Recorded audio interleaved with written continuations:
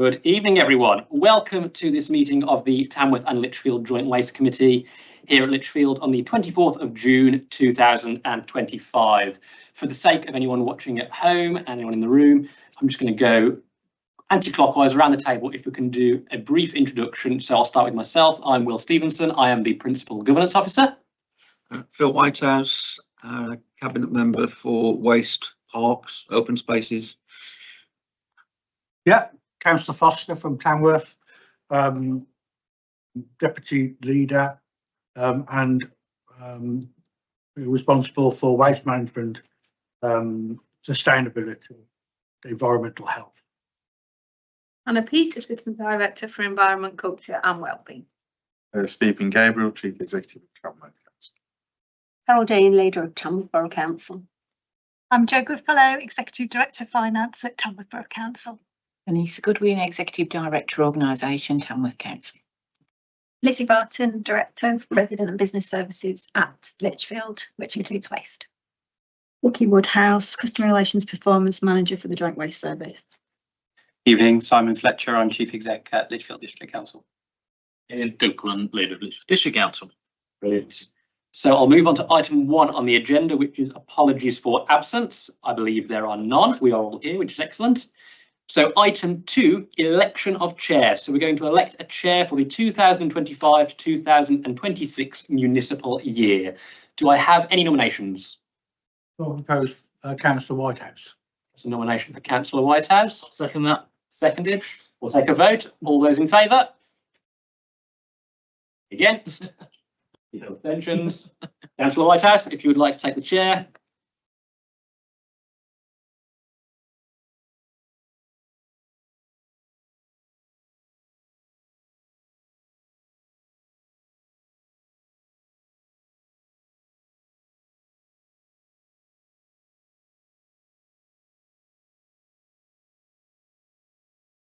Thank you very much. That was very seamless and not at all painful. So very smooth. Thank you for that.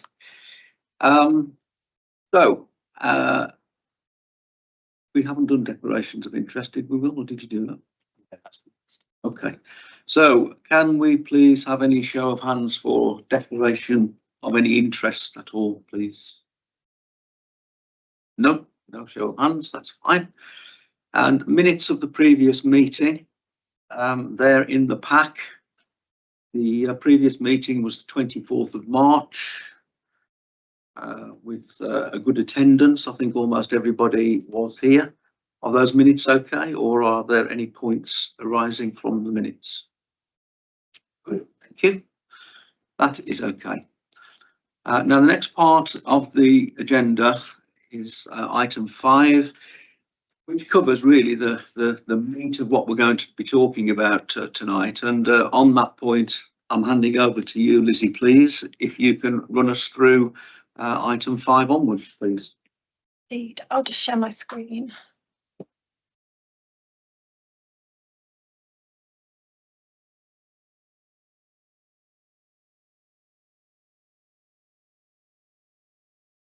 Evening all. So we've pulled together a joint waste update, which we'll rattle through quickly. Feel free to ask any questions as we go. Vicky will be covering a few of the items, and I think Hannah might be jumping on a few bits just to give updates. So on the agenda tonight, we've got the new fleet update, food waste update, joint waste business plan, the KPIs and risk log, the shared service, the Recycle for Good campaign, quick update on that.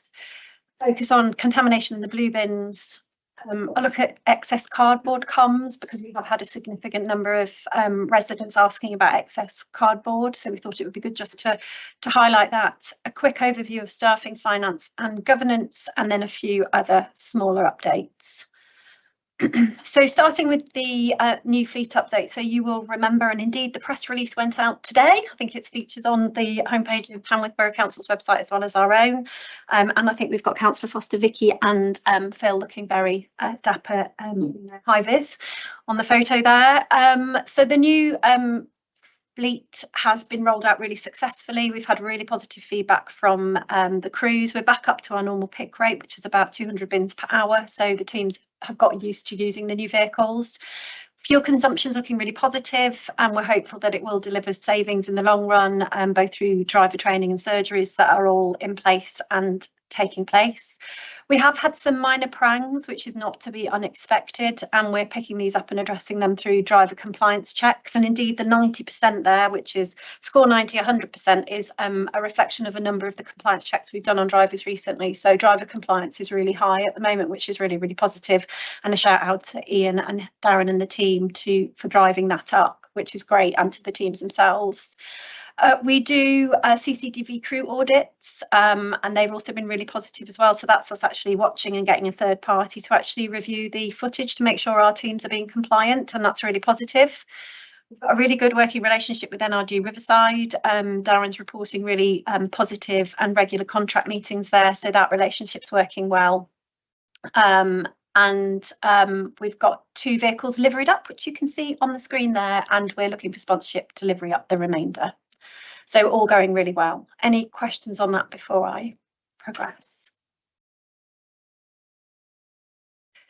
So in terms of food waste, which is really our biggest project that's going to come forward in the next few months, and certainly going to be the biggest area of communications for our service moving forward, we are definitely ahead of the curve in terms of nationally. We've got 10 food waste collection trucks on order from Turberg-Matic.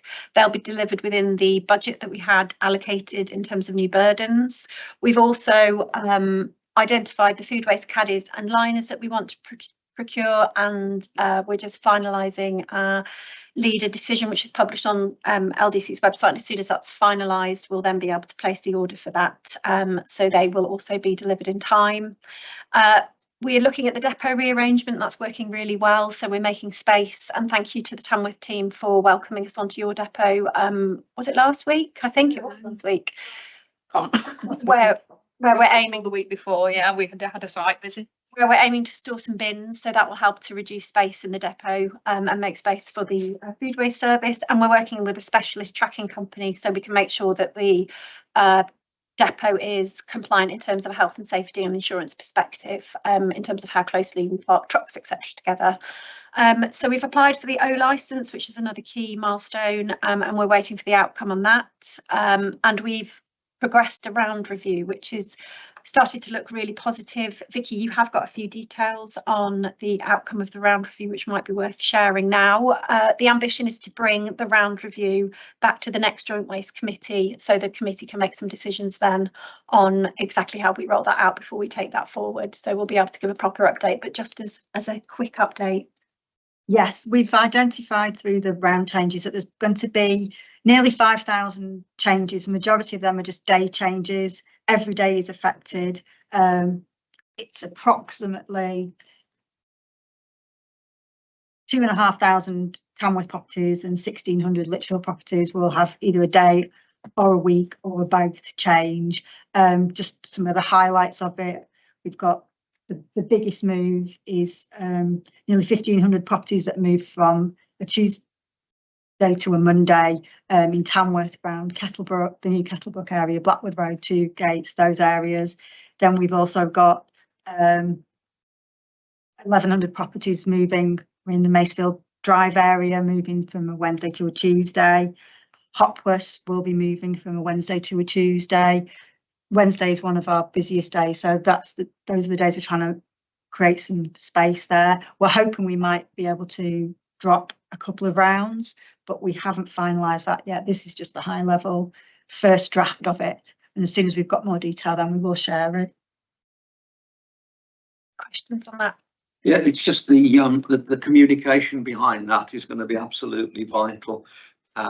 When do you think that we'll be able to put meat on the bone to actually get something out to residents? So we'll definitely start to bring forward the detail to the regular working groups that we have, including yourself and Councillor Foster.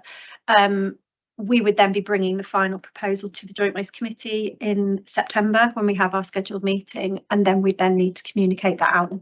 What we bring to that meeting in September would be that communications plan, so that can then be signed off. And that will be not being confused with the Christmas messages then, because that's important to. That's the plan. That's why we want to do it early, so that we can get the round changes in, residents can understand that information, get that bedded in, then we'll be able to do Christmas. And then when Christmas is out of the way, then we'll look at food waste. Thank you. Sorry, can I Okay. just ask, are you likely to incorporate the sticker campaign with that? Because I know that normally works quite well with anything to do with the bins, where the guys leave it, because we're just on a campaign, haven't we, where we've left it on the bins. We could look at stickers for this, yes, certainly. So we can certainly feed that into the comms. People really can't say they haven't seen it, can they? Yeah, absolutely. No, just for me, other than the obvious that the day people's bins collected changes, are there any other impacts of the rounds changes that we ought to be aware of at this point in time? We are hoping to be able to drop a couple of rounds potentially, which could generate savings. And one of the things that we do want to bring forward to the committee in due course is the idea of actually having round balancing software that we actually procure to support the service, because as the service grows, I think we need to get used to and practiced at optimising the round as we go, and there then could be tweaks around the edges all the time in order to make sure that we're as efficient as we can be. So what we've used is Biffa to do this, so they've an external company have come in to help us, but I think moving forward what we need is that capability and capacity inside to do it so that we can make sure we are as efficient as possible. And this is to support us so we can introduce food waste as seamlessly as possible, so we can cope with the demands of that additionality to the service. Thank you. So in terms of the next steps, just quickly, so we need to work out the vehicle maintenance approach. So we will own these vehicles rather than having them on a hire purchase. So we're very keen to be able to have a very high level of maintenance on the vehicles that would actually see us being able to have replacement vehicles brought in from the maintenance supplier if they do go off the road. That will very much depend on the funding that we get announced from DEFRA with regards to revenue funding. So we will be talking about that in our ongoing operational meetings when we know what that funding is, which we think is going to be announced very soon. We're also working to recruit drivers, hopefully from within our existing loaders, which we think will again give us a kind of a bit of a head start on recruitment. So we're not going to go out to the market to compete with other authorities looking to buy. We'll be growing our own drivers from within the service, and then we'll be recruiting loaders to those positions to backfill. We know there's a lot of interest in our existing loader cohort to do that, so it's a really good opportunity for them, and it also reduces risk for us. So that's about to kick off. We've got comms meetings lined up in the coming weeks to plan this out, as well as Recycle for Good. So the two teams will be working together really well on that, so we can bring more updates back to the Joint Waste Committee. And we've got a project plan in place, and key things that we are going to need to look at and get input from the Joint Waste Committee on are things like the communal bin rollout, mist bins. Do we go back for mist bins at food waste, given it's a weekly collection? So there's a lot of policies that we will need input from both parties on, and we'll certainly start to develop those and bring those to the operational meetings, but then bring them back to the Joint Waste Committee for sign off. We hope to bring the full update on the project plan and comms plan to the next meeting of the Joint Waste Committee. A quick question. Quick question. On that, are we actually working with Newcastle? Because a lot of this stuff will be, won't be new to them, will it? They will have done it all before. Stealing with pride. Yeah, thank you. So there'll be a county approach, but we'll be consistent with our messaging, so it aligns with our Recycle for Good campaign that's starting to get traction. So the messaging will be consistent across the county for residents across the board. Any other questions before I? No. Right. So the Joint Waste business plan, this is just really quickly. After tonight's meeting, this will go up as a cabinet member decision on our website. You've got your own route through to approve it. We made the changes following on from the last Joint Waste Committee to that business plan, so you'll see that reflected in the things that go forward to approve, and the KPIs will be talked through shortly, but they're all now updated and in place, and we're monitoring those as we go. Any questions on that? Brilliant. So in terms of our KPIs, Vicky's going to walk us through our KPIs. There's a quick highlight update there, which Vicky will give you the highlights of, and then we've obviously got the larger set of KPIs sitting behind that. So unfortunately, recycling rates have reduced over the last couple of years, but that isn't just us, that's a nationwide trend. But again, that highlights the need for us to go hard with the Recycle for Good campaign and get some comms out to our residents. Residents are very keen to do the right thing. And it's just, I think we need to put some positive messages out, and that's what Recycle for Good is going to do. And it's going to be the community telling the community, not the council telling the community. Rejected loads. We've only had one in the last year, and that was because there was a mix of over vehicles. So that is a very positive. We do still have bins that we have to leave behind, and as much as possible we communicate with those residents using the recycling officers, but there is only 2 for 80,000 properties. Residual waste is going up. People are putting more waste in their black bins. The county council did commission a waste compositional analysis, but that final report hasn't come out yet, but that's very interesting. It is showing that there's a lot of food waste, and that's good for us, because that means that we know that there's waste that can come out. So the positive behind the food waste is that there are residuals should go back down again. Mist bins have gone down slightly, but it's very hard for us to make it perfect, but that is an exceptional rate that we have at the moment. Upheld complaints did go up a little bit, but again, the numbers when you count how many collections we're doing every year it's minimal. The main highlight of that is missed collections and not getting those returned to. So that's something that we're working on. We have put things in place, particularly around assisted collections, where we focus on those. And we also have a weekly report on repeat mists, so that information then gets out to the crew so that we can highlight those and put some focus on them. Compliments. The fact that we've got 8 compliments is a positive. People are very quick to complain, but they're not very quick to compliment us. So I think we should take that as a bonus, that people are complimenting us. And I think we're not very good at capturing the compliments, and I think that's something that we need to focus on going forward. People might anecdotally tell us stuff, and we need to be recording that as well. Our agency spend has decreased, and we are looking at how we can reduce this further and what plans we can put in place to mitigate that. Accidents, as we've said, have gone up slightly. We are doing some work around that. We know that, for example, at Christmas, things do tend to be get a little higher, because people are driving trucks that they're not used to, because they usually drive the organic trucks, and they might end up going into recycling trucks. So that's something that we're going to focus on this year and put some more training in place before that starts.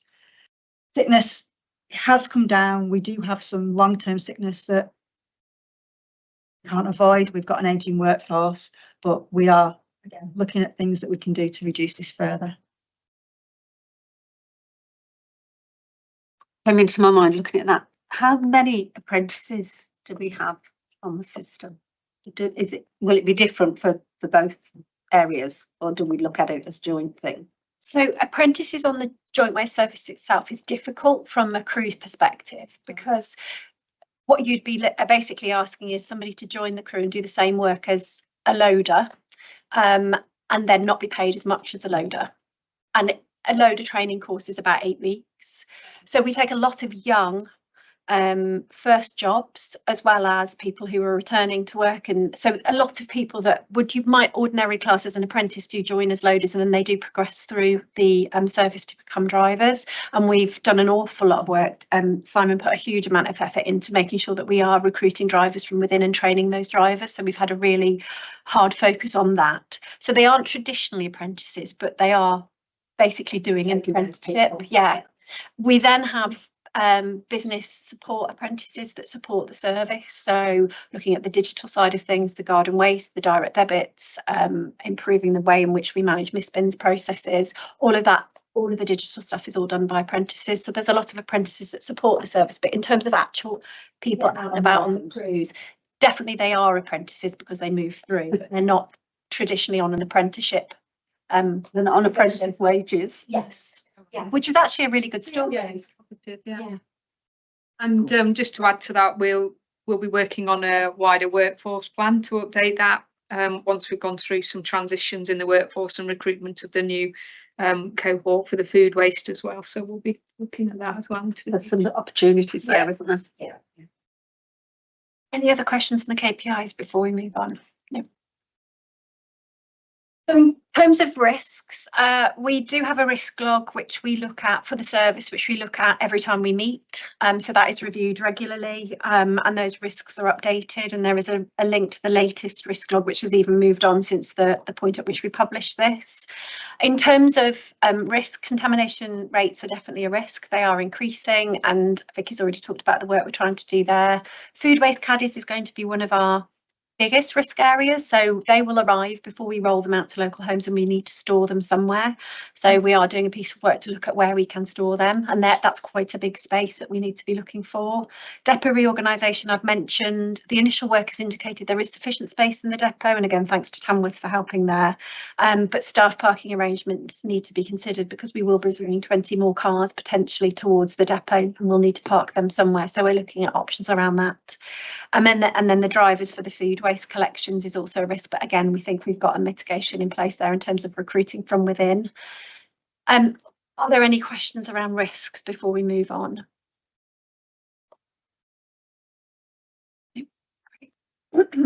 So Recycle for Good campaign, definitely our most visible thing that we've done so far is the 2 trucks that you see up there, as well as in Lichfield we've used the branding for some bollard covers that we've done, and Tamworth is very welcome to use the artwork. We've created the artwork pack now. The comms team now have all of the artwork material, so they can recreate anything or create their own using that campaign brand guidelines up there. We have a kick-off meeting this Friday on the comms campaign, both in terms of Recycle for Good as well as food waste, and we will start actively targeting new sponsors on the fleet waste delivery this summer, and have some ideas around how we're going to do that so we can get all of the fleet livered, because we really do. I don't know if you've seen these out and about, but they are really visual and really impressive, and I do think that they're a really good way of promoting the Recycle for Good message visibly across the district. Can I just ask, what plans have you got?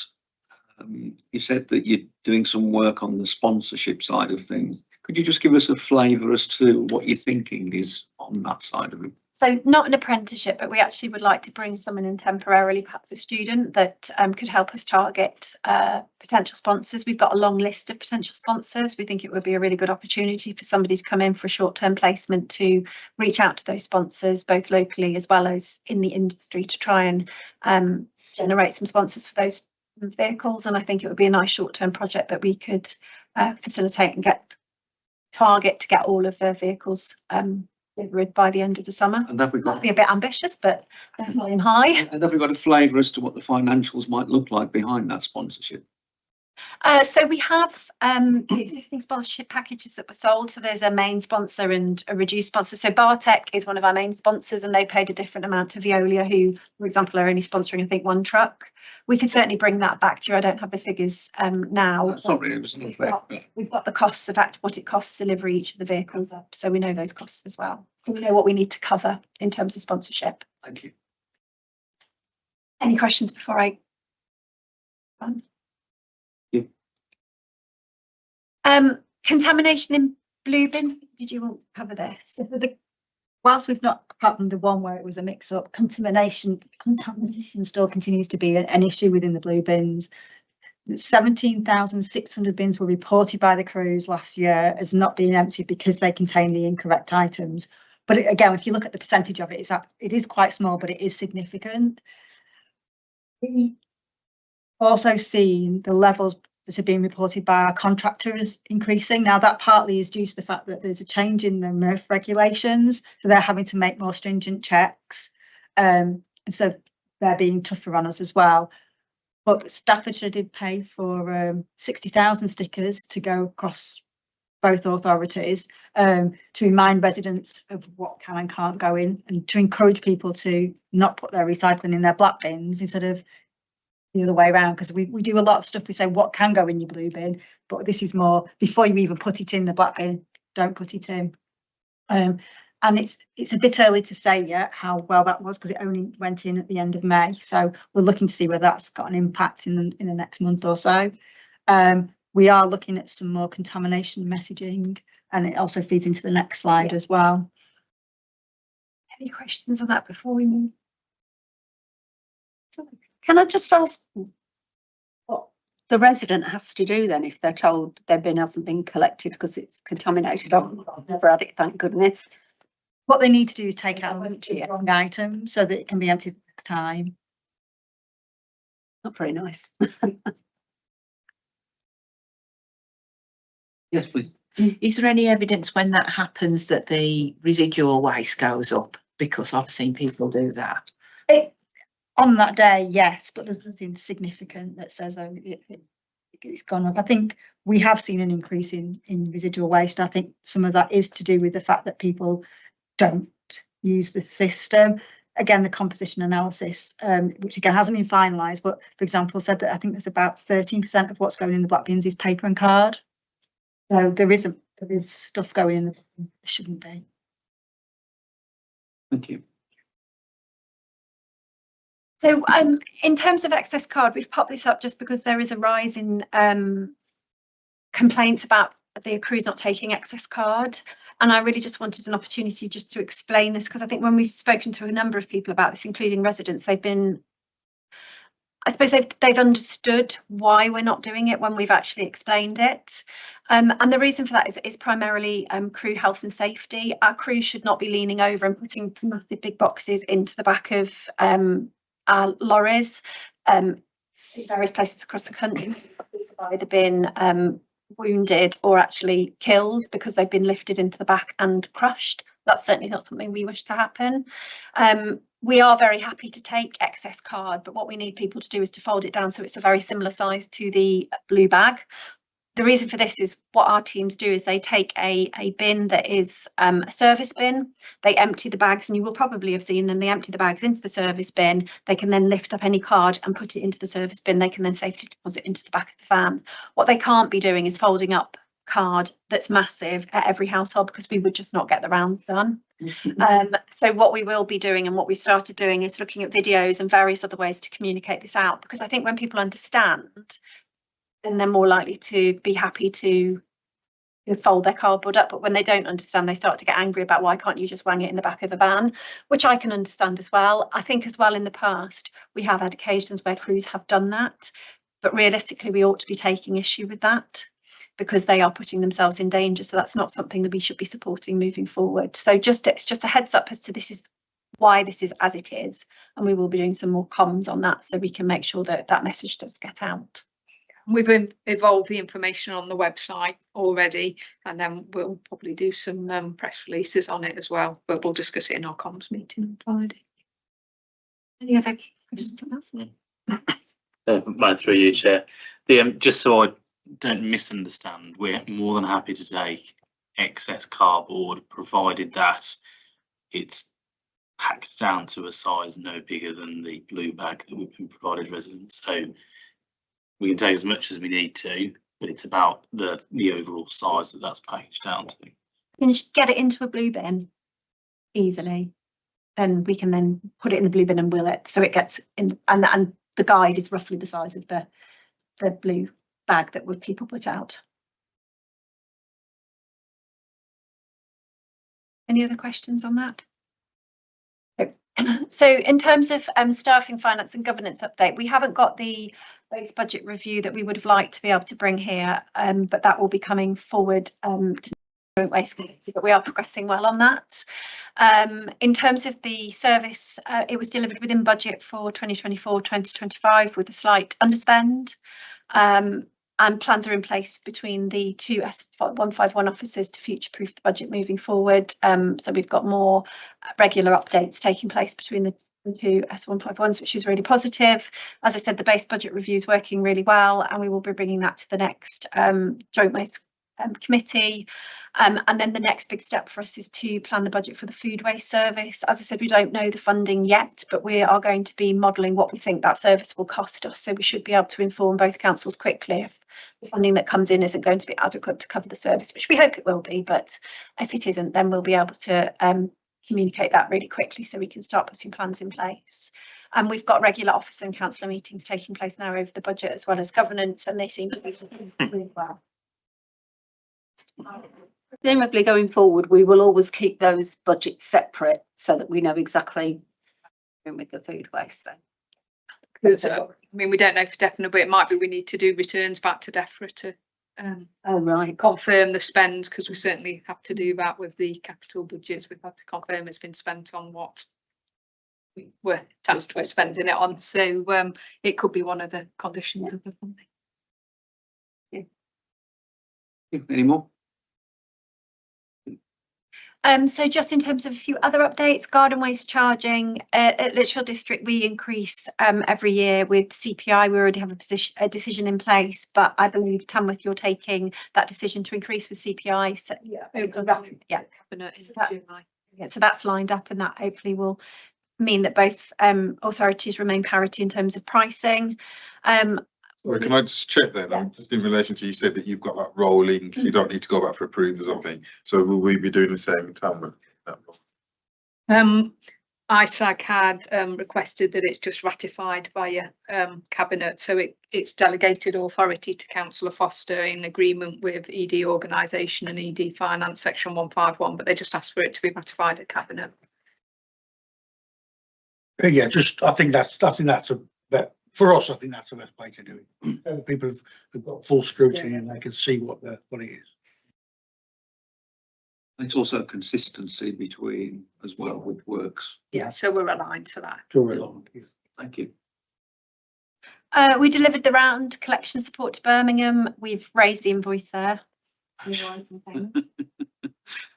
Awaiting. No rush. We are rolling. Any wish they won't pay us? I don't think so. Okay. I was assured that the bill would be paid by somebody higher up, so I think you I've are. got a name to go back to. We're rolling out digital vehicle checks within Bartex at the moment. And when our crews go out, they check using a piece of paper and they perform the checks. We're rolling out digital checks so that they're actually done on a device, which we think will be much more robust in terms of making sure that those checks take place, which is really positive. And we're also looking to integrate CCTV more into the Bartex system to deliver more operational efficiencies so that we can check vehicle damage or anything else just using the Bartex system, so we can actually drill parallelograms. I can't remember what they're called. But anyway, you can zoom in on certain areas and certain spaces really quickly and look at what's going on with the live collection. So that's really positive. We've updated our substance misuse policy, and that's being rolled out at the moment through Toolbox Talks. So that's also really positive. Any questions on those updates? No, thank you. And that's it. Steve.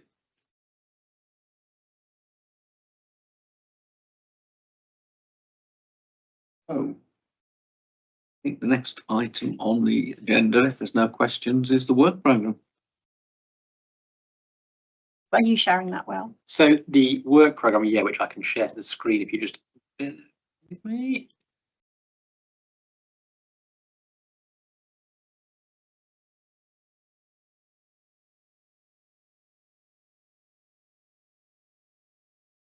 There we go. So this is the work programme based off discussions we've had so far. So there are a number of items that are going to be brought back to committees for regular updates. They are the KPI updates, risk updates, service updates, progress against the business plan, updates, update on recycling for good, and customer feedback and financial performance.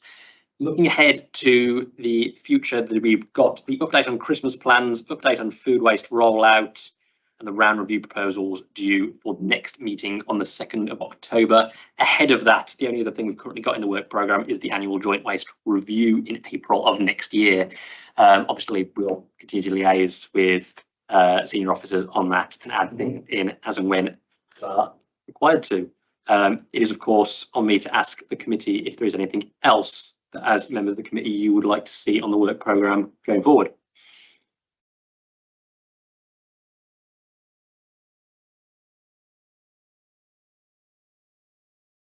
Lizzie, I think we've said the financial review that needs to go on. Needs to go in there as well. And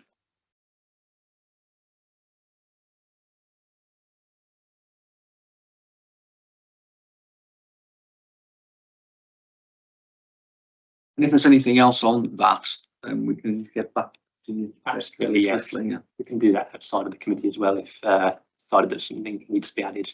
Yeah. We can discuss it then at the next meeting. Everybody happy with where we are so far? Good. I think, unless I've missed anything, that brings to a conclusion our agenda for this evening. So thank you everybody for your attendance, and I think we've achieved some good work there, Lizzie. Thank you, and Vicky and the team. Very, very complicated piece of work to make all these moving parts come together, and you guys do a fantastic job in making that happen. So thank you for all of that.